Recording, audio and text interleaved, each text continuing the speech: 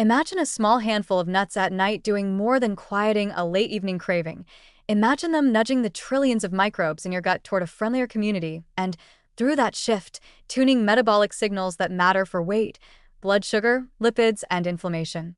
That's the optimistic hypothesis emerging from a growing body of mechanistic and clinical work, and when you look closely at almonds, walnuts, and pistachios, you start to see plausible, distinct ways each nut could change the microbiome and downstream metabolic markers, especially when timing of intake, late evening versus daytime, and the food matrix are taken into account. At the level of ingredients, nuts are compact packages of fermentable fiber, different fat profiles, plant protein, micronutrients, and bioactive polyphenol, and those components reach the colon in partially intact forms that microbes can act on. Almonds deliver lots of monounsaturated fat, vitamin E, and a skin loaded with flavonoids and cell walls that limit complete digestion in the small intestine. Walnuts are richer in polyunsaturated omega-3 type fats and contain unique polyphenol, including ellagic acid derivatives, that are metabolized by microbes into bioactive metabolites. Pistachios bring a combination of fiber, arginine, and carotenoids. Their particular carbohydrate and phytochemical fingerprint looks, on first principles, more prebiotic-like than some other snack options. Because the microbiome responds to available substrates, each nut creates a subtly different ecological pressure that can favor different taxa and metabolic outputs. What would you expect if someone habitually ate one type of nut at night? First, diversity. Often used as a shorthand for ecosystem resilience, tends to increase in response to a broader range of fermentable substrates. Nuts, by adding complex polysaccharides and polyphenol that reach the colon, can increase short-chain fatty acid, SCFA, production, acetate, propionate, butyrate, by supporting commensal fermenters. Those SCFAs are metabolically active. Butyrate feeds colonocytes and strengthens the gut barrier. Propionate signals to the liver and appetite centers, and acetate is a substrate for peripheral metabolism.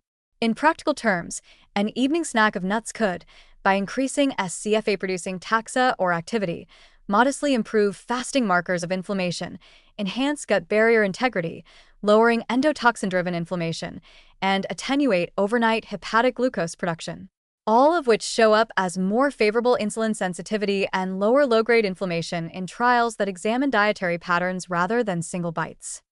Different nuts likely push the community in different directions. Walnuts, because of their unsaturated fats and polyphenol, have been associated in controlled experiments with increases in butyrate-producing bacteria and microbial metabolites that reduce inflammation and improve lipid handling. Almonds, with significant intact cell walls and skin polyphenol, tend to deliver fermentable material that promotes bifidobacteria and other saccharolytic taxa in some studies.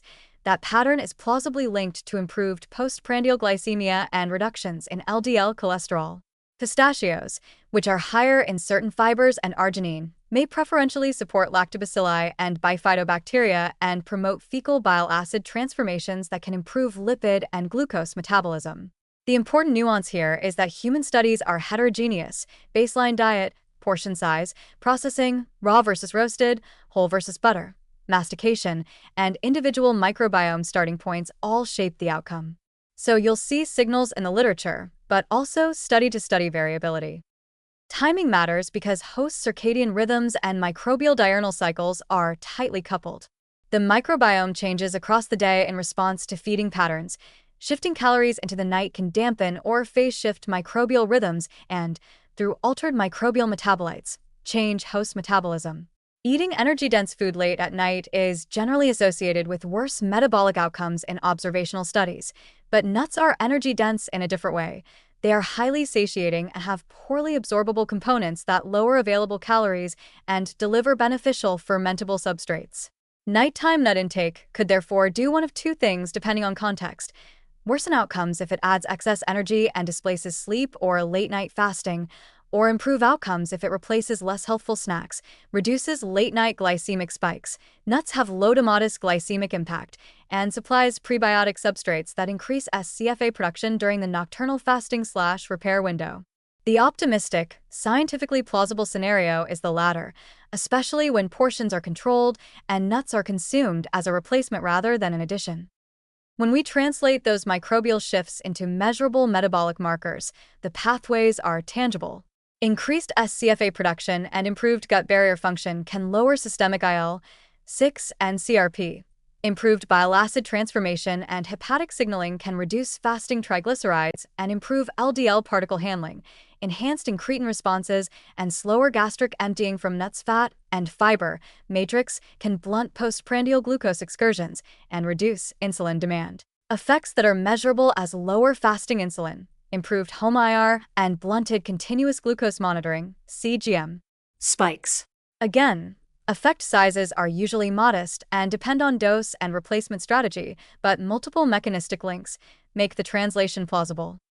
Good science is conservative about causation, so the research agenda to test the nighttime nut hypothesis cleanly is straightforward.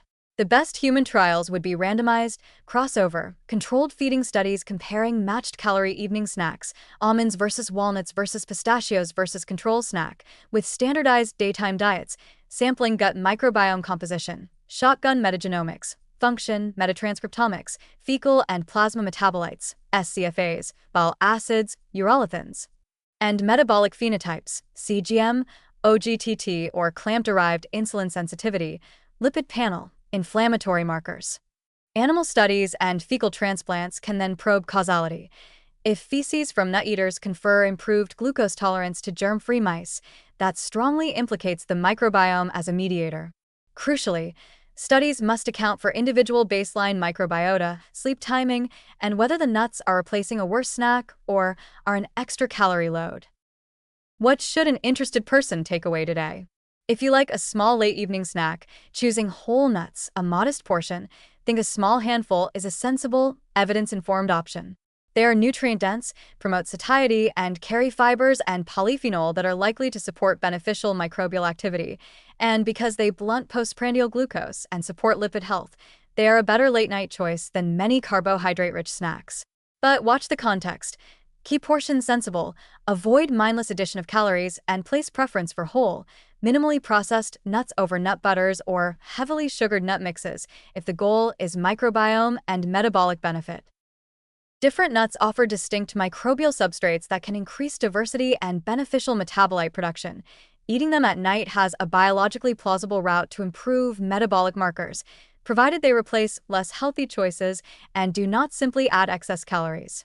The science is promising and mechanistically consistent, but the size of benefits will vary between people, and high-quality, time-focused trials are still needed to move from plausible to proven.